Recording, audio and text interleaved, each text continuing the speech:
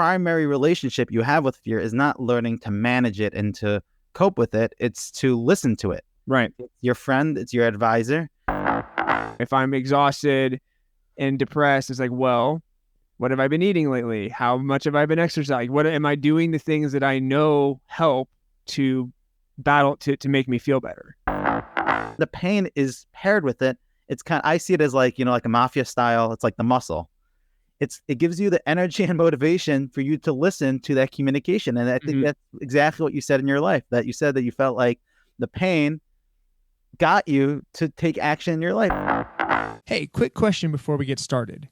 Would you like to win a free piece of clothing from Snowman Films and a 30-minute chat about your creative journey with me? I know that I would love to connect with you, and I know that I would have loved to talk with somebody who had experienced a similar path when I was getting started. So let's make it happen. Here's what you need to do. Subscribe to the Conversations with Creators podcast, rate and review, and share it in just 5 easy steps. First, write a review on your preferred podcasting platform and rate it 5 stars for good karma. Then, screenshot your review and share it on social media, tagging Snowman Films. Each month, I'll select one random winner to receive a free piece of clothing from our store and a 30-minute virtual coaching call with me. Again, subscribe, write a review, rate the show, screenshot that review, share it on social media tagging Snowman Films, and get entered into a drawing for that one-on-one virtual session with me and some free swag. Thank you so much for taking the time to leave me a review. I really appreciate you, and I'm excited to see you in our one-on-one virtual call soon. Now, let's dive into today's episode. So the big question is this: how are creators like us, who aren't built for the 9-to-5, for the people who put their passion before them being comfortable, how do we turn that passion into a living that pays the bills and a life that we love? That is the question. This podcast will give you the answers. My name is Noah Mittman, and welcome to Conversations with Creators. I'm super excited today to have Benson Fox on the show. He is a certified transformation coach and crisis counselor. He has a minor in psychology and is currently a doctoral student in psychology at Adelphi University and a therapist extern at Brooklyn. So, man, you have a bunch of school under your belt, and I'm excited to chat with you. Yeah, me too. Thank you for having me. Absolutely. So yeah, we're talking about fear and basically our relation to it, our relationship with it, and which is I know something that just so many people, especially right now, and in the entrepreneur space, and in just the general living space, it's top of mind for everybody. So first of all, how did you get into all this? Did it start from childhood? Like, what got you interested in this, in what you're doing? Great question. So I started out in 8th grade. Actually, I was reading some populist psychology books like Dale Carnegie, How to Win Friends and Influence People, The 7 Steps to Highly Successful People, Stephen Covey. I read this book, How to Have Confidence and Power in Dealing with People, Les Giblin. So I was very into psychology really young. But I didn't really understand it in a deeper way until I went through the things myself.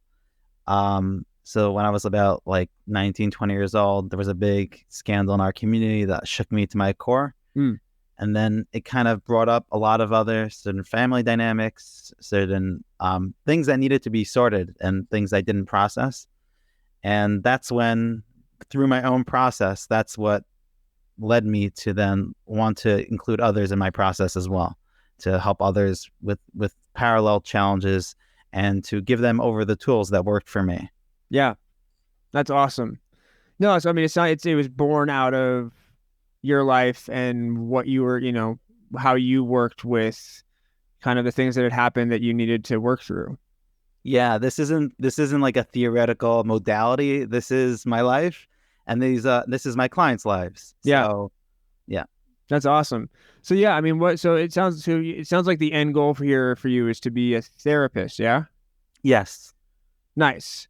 So let's dive right into it. Like, I'm interested to hear kind of your opinion on our relationships with fear. There's this vilification, the adversarial relationship with fear, where you're looking to conquer it, to overcome it, to move past it, to put, so that's a negative relationship. And the way people talk about it is that you have an anxiety attack, which means that the anxiety is attacking you, right? Right.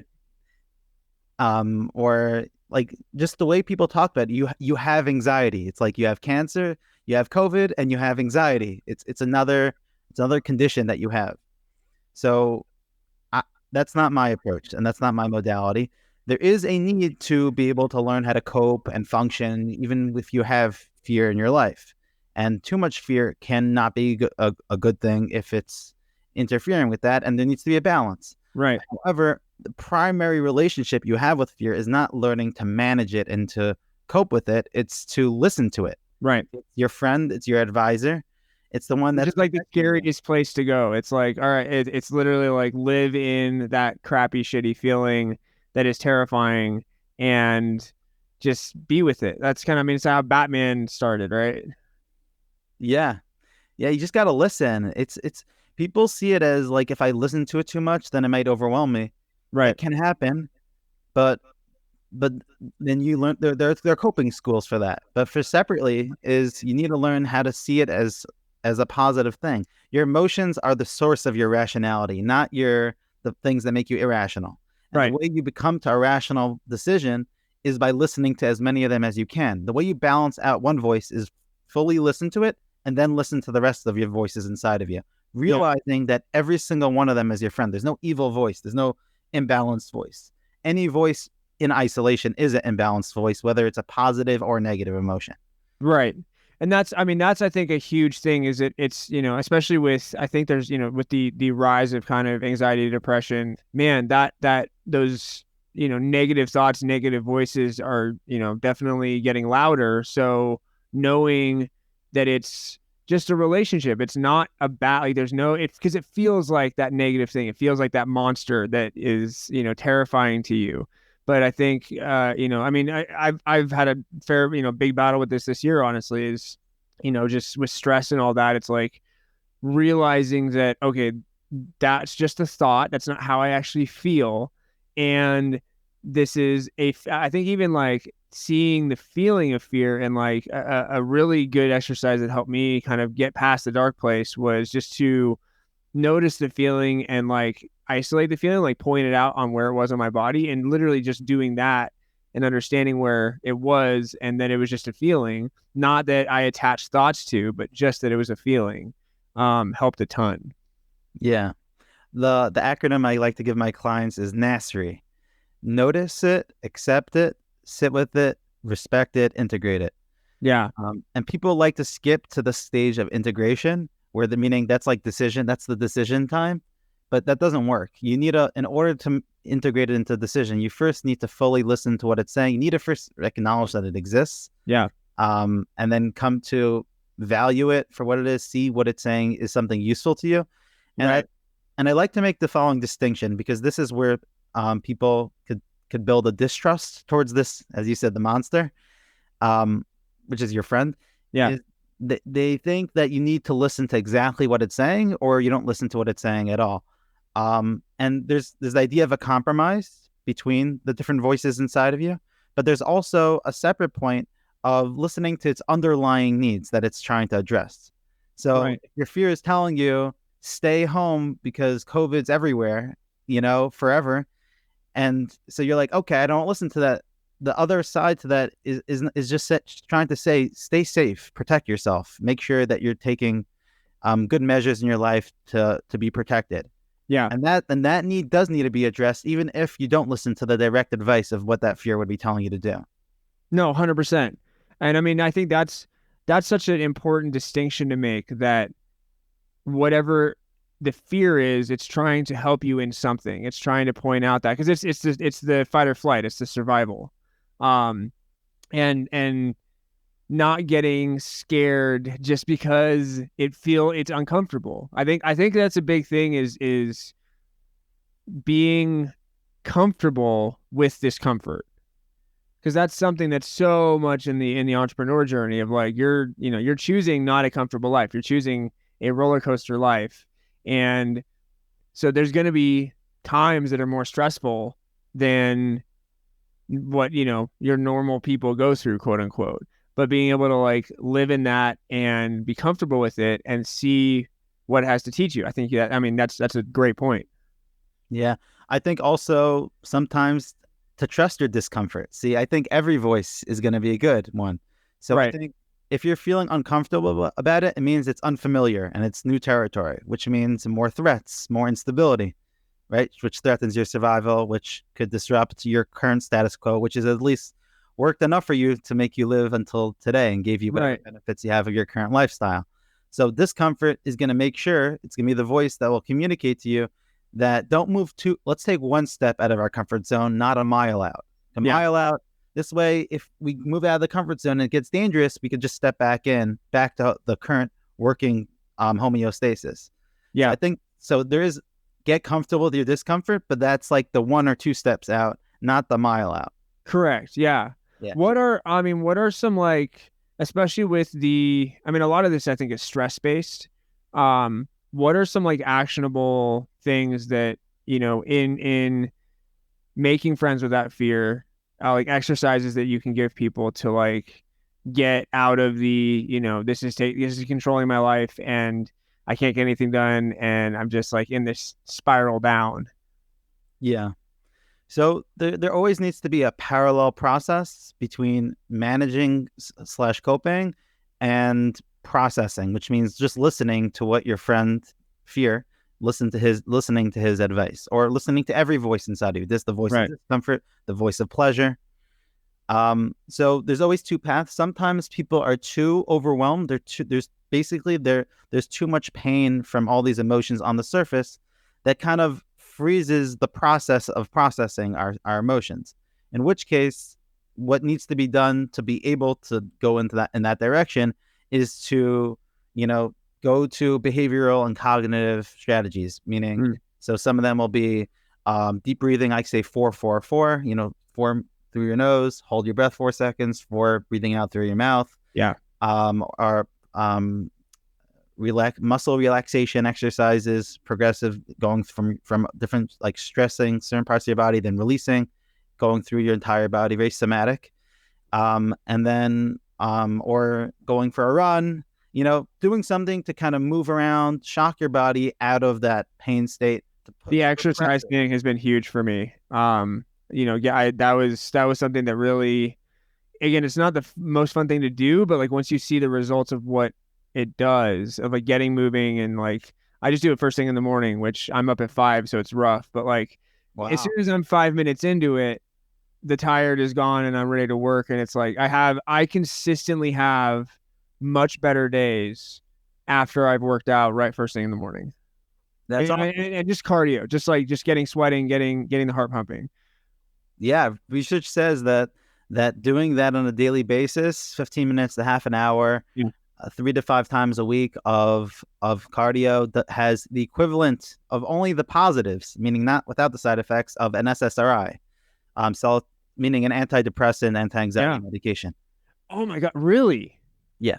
That's awesome. Yeah. Because I was on antidepressants for years. Yeah. I have ADHD as well, so I was on like Concerta and just different stuff. And I'm so anti-meds at this point because it just, either the side effects are not worth what it's helping you with. Like, if I was on depression meds, then my appetite would be gone and I would feel like a zombie. And no, but that's so cool that like literally, because I half hour is a lot for me, just with like mentally like giving to that. But like anything, like I started with 20 minutes and I'm at 25, somewhere in there. Essentially you're saying doing that daily is the same effect on your body as taking antidepressant pills.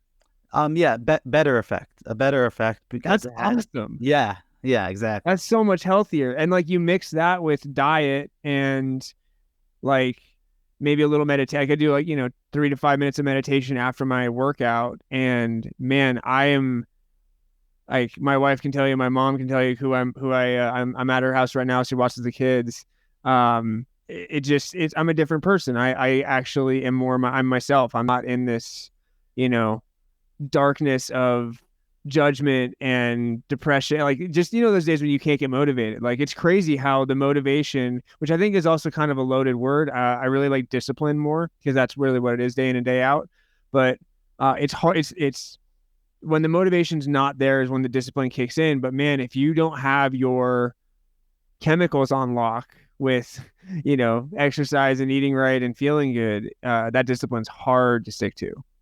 Yes.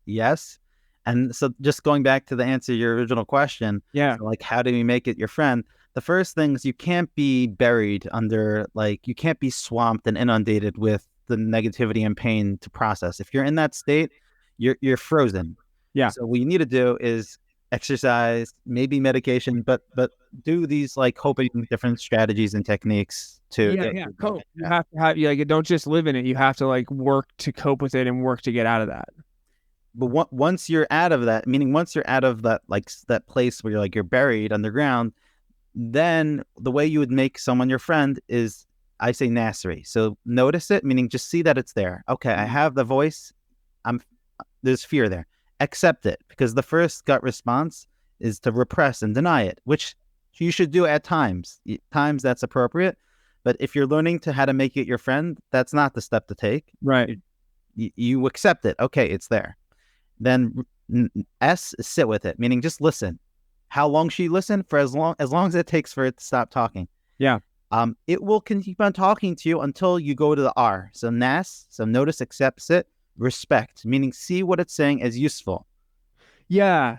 And then and I think that too, like, because it appears so much at the surface level that thoughts like that are not helping you. Like it's talking about your fears. It's talking about, the stuff that you're stressed about. It's saying you're not enough.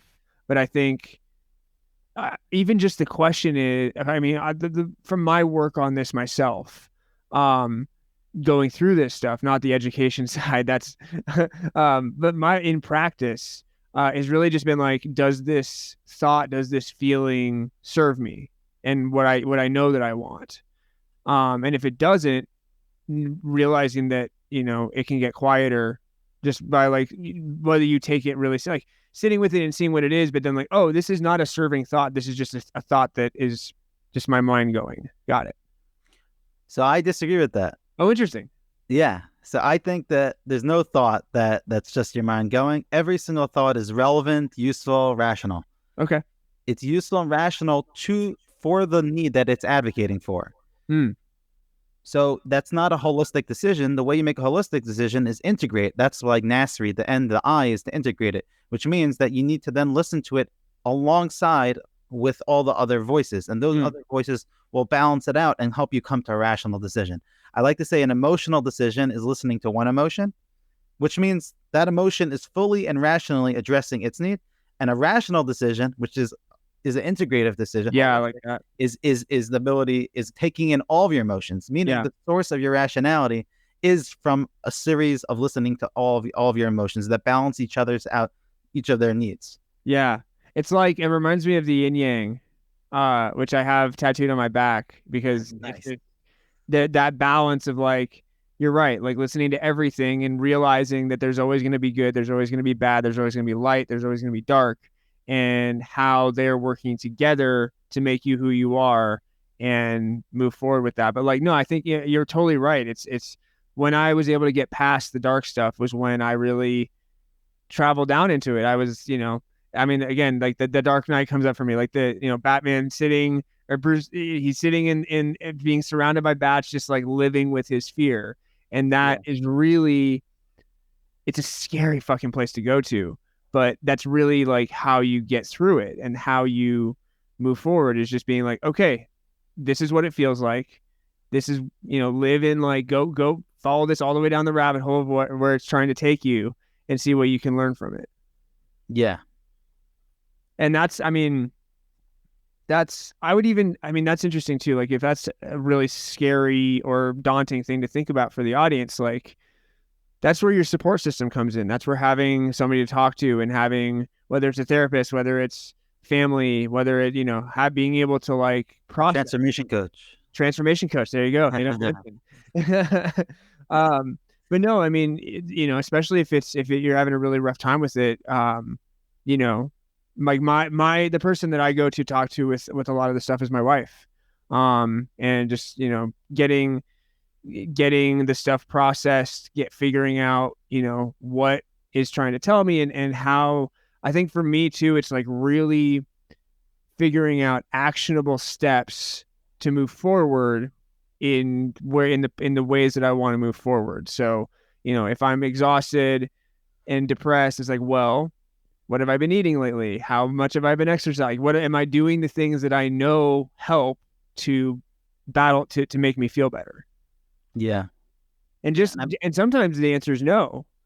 And that's like, oh, right, I haven't worked out in 2 weeks. No shit. Okay, duh. Yeah, what I love about what you're saying is that when people feel depressed, they see depression as a problem. What you're telling me is that you're seeing depression as a communication and really a coping strategy. That it's trying to cope with the fact that you're not taking care of yourself and you're in pain. You're in pain because of it. Now depression's trying to it's like an anesthetic. You take it and it like dulls everything. You're like, why am I dulled now? Oh, it's because I'm in pain.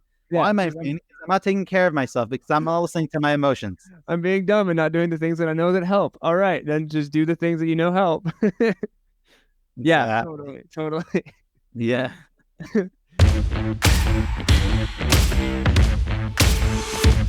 Hey there, fellow creatives. Conversations with Creators dives deep into the minds of successful filmmakers, artists, musicians, and all-around awesome people. We are looking for some kick-ass sponsors to help us keep this show on the road. If you want to reach a tribe of dedicated listeners who are just as passionate about creating as you are, then look no further. Our audience is full of people who appreciate a good laugh and are always on the lookout for new ways to fuel their creativity. So, let's team up and create some magic together. We'll work with you to make sure that your brand is showcased in the best light possible. And who knows, maybe we'll even become lifelong friends. Just imagine, years from now, we'll be reminiscing about the good old days when we first teamed up to take the world by storm. Send us an email at noah@snowmanfilms.net to say hey and get the ball rolling. Now back to the episode. That's awesome. No, I love that. I love that kind of looking at that relationship of not that it's a thing to fight against, but it's a communication. Yeah. Everything we do is always a communication. I'm informed also from a religious perspective that I have a trust in my human design. It says in the back of my neck, right next to the yin and yang, it says the made by God, meaning every part of us, I see it as like every part of us is like a knife set. When you get a knife set, is it like, oh, it's everything can be used for good and bad, so that makes it neutral? No, it's a wedding present. So you could say, right. It's not neutral. It's a gift. You can misuse a gift for something that it was not intended to be used for, and that doesn't make it neutral. It's still a gift. So I think every part of us, depression, anxiety, they're all communications. They all serve us, and they could all be trusted. If they're happening for us, we could trust that they're meant to be there. They are not the problems. They are the coping to the problem. So they're warning us about a problem. The problem is that our needs are not being addressed or being violated in some way. Yeah.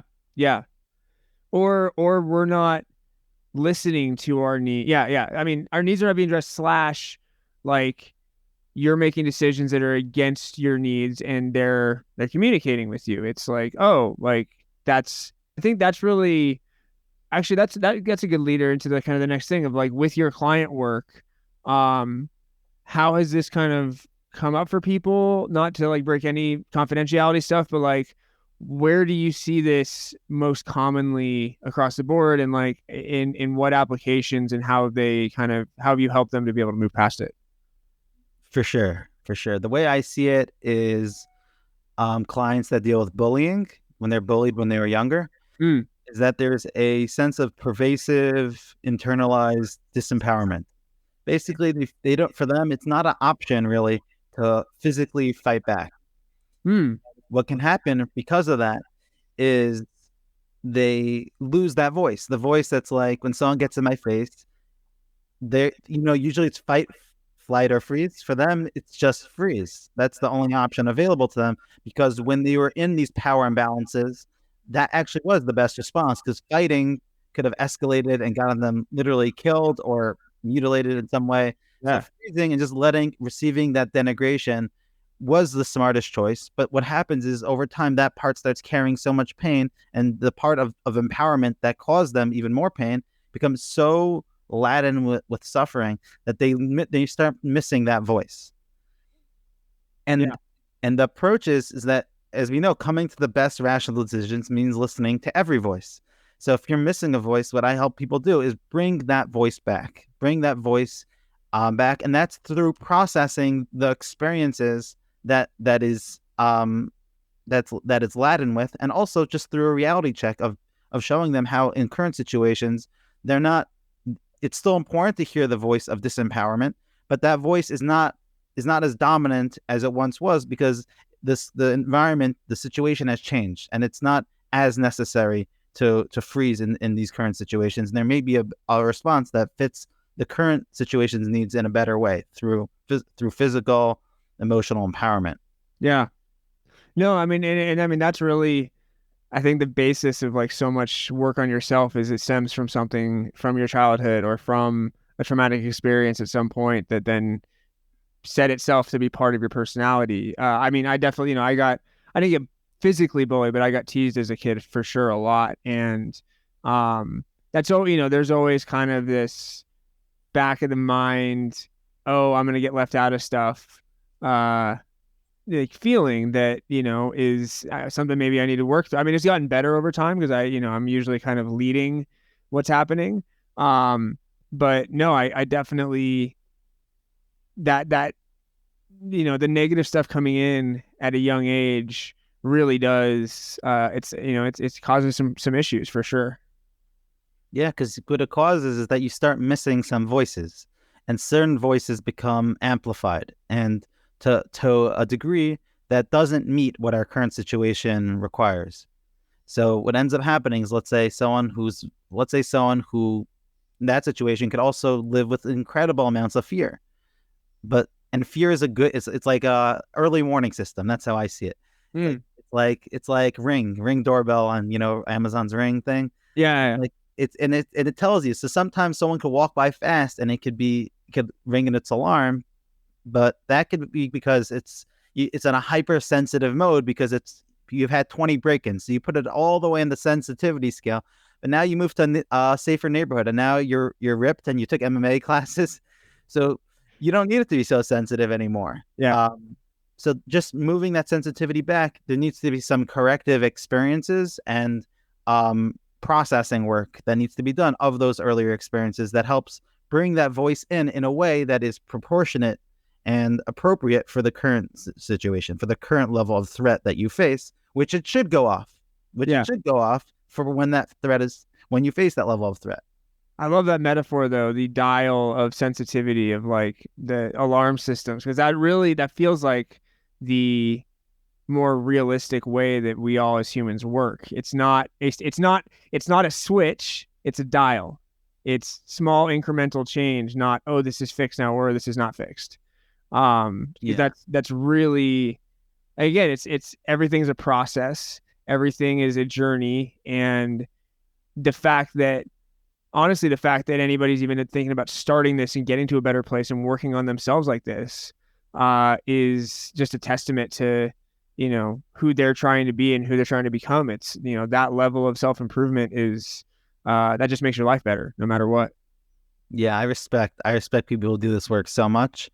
It's really, I consider this is what life is, and some people do it and like kind of do it, you can't avoid, if you're living your life, there's no way to avoid doing it to a certain degree, but there are people who take it on as like a mission, and do the work that they do earlier on, and what that does is there's something called intergenerational trauma, and the amount of work, I heard this line that pain gets processed.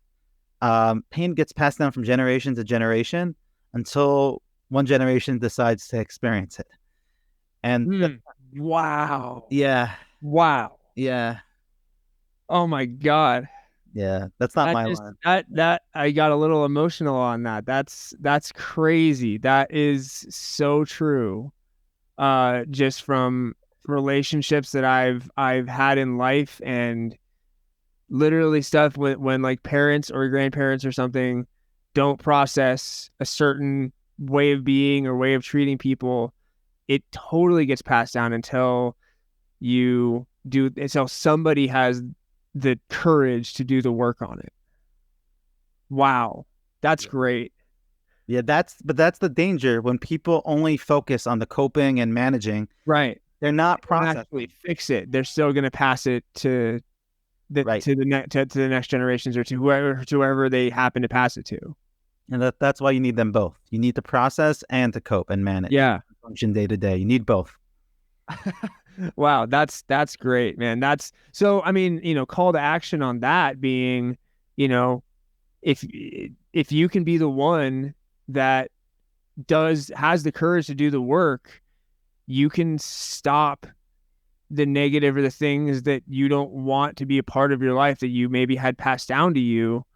You don't have to pass that on to your friends, family, kids, whoever, colleagues. And if that, if we can collectively start doing that, man, what the next generations look like is a lot healthier and happier. Yeah. And not to scare your audience too much, but maybe they should be a little scared. So we'll give them the right dose I of mean, fear. yeah, look at where the fuck we are. Yeah. Like, the world is dying. Before all the schools got shut down, there were school shootings every day. Like, we're not in a good spot. And I think, a fair amount of the stuff that's happening, across across everything, is because of stuff that previous generations didn't deal with and didn't heal from, and are passing down these beliefs and these ways of being that are just so unhealthy that it's fucking with our society as a whole and our world. Obviously, like, we have, the global warming. Like, that's from people just not accepting reality and not and pushing stuff off and putting band-aids on something that's just bleeding like crazy. Like, we need, I think, and again, like the psychology thing, it comes down to how we feel day to day and what we are dealing with, what we're not dealing with, and um incrementally getting better. And I mean, we need more than incremental change right now on this, but like, is that kind of parallel for you like it does for me? You're saying in terms of like the world stage, how, let's say, ballooning spending and they don't care. They just spend Yeah. whatever they want. And just now the next generation's going to be faced. Oh, here's the bill, $30 trillion, Right. Yeah, I think there's a lot of that where people, where we're focused on the short term, um, Yeah. in a way that's imbalanced with the long term. I think there is a certain degree that the short term is meant to be prioritized of the long term, but a certain degree not. And a certain degree, your short term will suffer, and there's a cost to pay in the short term for processing things. When you're processing something that day, that knocks the wind out of you, and it's hard and it hurts. And you're not going to have as good of a day because of that. On the other hand, it's going to be the best day of your life because if you're doing in the right doses, you can't overwhelm yourself. And if you're processing the pain and that's associated with these different negative emotions, you will become a wise person. And I think that, by the way, just to get totally off track, I think that's the source of wisdom. I think source of wisdom is our experiences, but the only way you're able to access the wisdom created from our experiences is the parts of us that get infused with the energy and purpose from those experiences. If you process them, meaning to listen and receive their communications. Yeah. They're your advisors. The advisors inside of you, not outside of you, inside of you, are the source of your wisdom. So when you have all these painful experiences, you have the opportunity to become such a wise person if you learn to process them in the right doses that you can handle them. Yeah. Yeah, I agree completely. I love that idea of uh it may be a shitty day, but it also may be the best day of your life. Like, Yeah. I think that's a cool way to look at this kind of like diving into fear and pain and all that, and like living with it is like, yes, this is going to suck today, but imagine where you're going to be because of it in a month or a year, and the person you're going to be able to become because you're dealing with this today. Yeah, or the father, mother you're going to become, Yeah. the grandparent You become, don't have to carry that mentor. with you anymore. Yeah. And man, I mean, it's been interesting actually, like with, we're recording this for context in February of 2021. And for 2020, yes, it was a crazy fucked up year. Absolutely. But it also, for me personally, brought up a lot of it. Just the amount of stress, the amount of stuff happening brought made the negative stuff that I was dealing with so loud that I finally had to confront it, and I made real change in a certain couple of areas that I have honestly been dealing with on a lesser scale for years and years that I needed to deal with. And I am in a much healthier place now because of that work that, just was months of feeling shitty, finally dealt with it, and I'm on the path to a better place now. Yeah, good for you, man. Wow. That's good It work. was a crazy year, but like, I'm like, thank God that happened, because everything got so overwhelming that I finally was able to deal with some honestly bad habits that I had. I was addicted to my phone for years because of social media and stuff. And now I'm more present when I'm not working because my phone stays downstairs. That's the actionable thing that I gave myself. My phone stays in my office when the workday is done. And that's helped everything. That's helped relationships. That's helped my happiness. That's helped me turning work brain off. It's just so one little decision, because it went so deep and the stress was so much that it needed to be dealt with, that it ballooned everywhere, and I'd say a way better place. Yeah, and by the way, that's why I didn't say this. The name of this podcast is what is Fear is your friend. Pain is your friend too. And Yeah.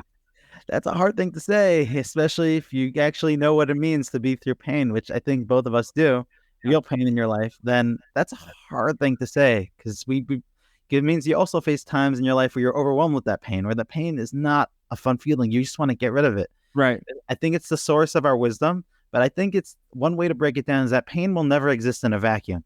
It will always be connected to something we'll call negative emotion. And the way I see it, the way I break that down is that the emotion is the communication to you, what you need to hear to receive that wisdom of it's the most rational, smartest way of fulfilling the need of that part of yourself. And then the pain is paired with it. I see it as like, like a mafia style. It's like the muscle. It gives you the energy and motivation for you to listen to that communication. And I think that's exactly what you said in your life, that you said that you felt like the pain got you to take action in your life. And I think that is the purpose. That is the godly love that he gives, or the tough love, or whatever you want to understand it, the gift of us to be able to access those parts of ourselves through our suffering. Because that's really the only, as humans, as the creatures that we are, really. I mean, and you see this in marketing all over the place. It's maybe not the best form of marketing, the pain point stuff, but like we only really make real changes when there's enough pain to make it actually happen. Because if we can deal with a fair amount, but like if it just gets overwhelming, then you make the change. Yeah. Then you're like, I can't deal with this. This is insane. I have to change something. So I actually think there's another way, though. I think there's another way to create change. I think it's through love. I think that if you look at some biblical verses, you'll find that God's first approach to us is he showers us with bounty. And then later it says, if you don't listen to my voice, then he gives us suffering. He makes us suffer through starvation, our economy collapses, whatever the problems that we face, our enemies turn on us. And I think the reason for that is because the first approach is that if you take this approach as fear as being your friend and all these voices as your friends, the motivation to listen to them, you don't need pain to be the muscle guy to kind of force you to listen to these voices. You want to listen to them because you love them. It's your buddies. You can either hang out with your buddies because your parents make you, or you could hang out because otherwise they're not going to pay for your college, whatever it is. They're not going to give you your car, whatever it is. Or you hang out with them because you enjoy being their company. You respect them. You understand if they're telling you something that you don't want to hear, it's because they have your best interest at heart, and you still will listen to it anyway. Yeah. Whether you listen to their direct advice or not, you always want to hear what they have to say because you trust that where they're coming from is in such a good place. So I think that listening to these voices, if you adopt this approach as fear is your friend and all these voices as your friend, you don't need as much pain in order to encourage you. You don't need to reach that overwhelming threshold in order to get there. Maybe you need a little bit, maybe somewhat. I think it's always going to be a mix of both. But if you have more love, then I think you need less pain for you to integrate those voices. Yeah. Yeah. And I mean, that's just kind of working towards, or even starting out with, a better relationship with yourself. Like the better relationship you are with yourself, the more understanding you are of, all the different things that happen in life, and that it's for you, and that it's, that's kind of the for me, like, manifestation stuff. It's like you put energy out and it comes back. Everything generally is for you to make what you want with it, and for you to improve, and for you to, achieve all your dreams. So there's nothing, I mean, yeah, nothing being against you. It's just, it brings up the lyric from one of my favorite song lyrics is, I never win or lose. I only win or learn. I love that. Because the only losing means you give up. If you keep going, you learned, and you have more wisdom, and you were able to move past it. It's a speed bump, not a wall. And I would say it a little differently. I would say you either learn or learn. Yeah. Right. I think there's much more to learn from winning than there is from losing, because I think it's more productive for you to know what works than to know what doesn't work. Sure. Yeah, like, I mean, of course, obviously, yeah, because if you know what works, you want more of that and keep going in that direction, versus the classic, like, throw spaghetti at a wall to see what all the stuff that doesn't work. Which is, it's more like specific, and it's like the sniper rifle versus the shotgun. Right. Yeah. Man, I knew this was going to be cool, but like, I love this because it's mostly about like marketing or tactics or strategy. And this was just like, let's dive into psychology, which if I had time to dive into in college, I would have, but I didn't have enough. Well, it's funny because I didn't actually finish my degree, but I have 9/10 of a film degree. And, if I had had a little bit more money to play with in college, I would have totally minored in psychology, because this is all fascinating to me. Nice. Yeah. So thank you. This has been awesome. What do you have going on? Where can people find you? Do you have any kind of free gifts or anything like that for the audience? Absolutely. Yes. I can offer your audience, anyone, a free preview of my Fox coaching course. To get it, just email me at results@coachbensonfox.com. Check out my website. There's tons of free gifts just on the website itself. You could just get a lot of these types of podcasts, like with Noah is on it. Go to the content section. There's about 50 of my original quotes, about 25 different articles there. I think my program is an awesome program where I help people, if this modality resonated with you, of this parallel process of the processing work and the functionality, then I suggest giving us a try. We also offer individual, group, and a video course, which is something all for one price, which is honestly less than what the average program like this would cost, or anything close to that. So you're getting the full value. It's an awesome group right now. So you're getting 2 hours of time with me every week, plus over 20 videos, 20 quizzes in my approach, which I give you my psychology doctoral education for a teeny fraction of what I'm paying for it. Yeah, I bet. Yeah, so go to Coach Benson Fox. One of the beauties of the online course thing is it's the college education for a fraction of the college cost. Exactly. Yeah. So you had that. Where should they go for that? Yeah, go to coachbensonfox.com. Email me at results@coachbensonfox.com to get the free course preview, and to set up also I offer any of your listeners, I'll offer them a free video consultation to see if we're a good fit for each other, if we could both find a way to commit to your results. Yeah, that's awesome. Thank you so much. And I actually have a new thing. If you want to keep this a new kind of extra tool for this audience on my end.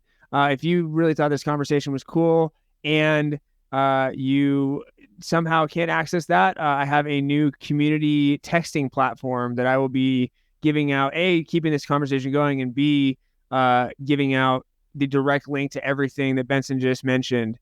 Text me and we can and use the key. Let's see, what keyword should we use? What should people text to access all this stuff? Fear is our friend. Fear is our friend. I love it. Text fear is our friend to that number, and we'll keep this going, and I'll get you in touch with Coach Benson Fox, and he can help you to move past your own stuff and make friends with it and get to a healthier place. Thank you so much for coming on the show. And yeah, man, this has been a total blast. Yeah, same. A total blast. Thank you so much for having me. Absolutely. And for everybody out there, I hope this helped you put yourself in the right mindset and relationship with yourself to get to a point where you can create fully and freely and have a happier life. And I will see you next time.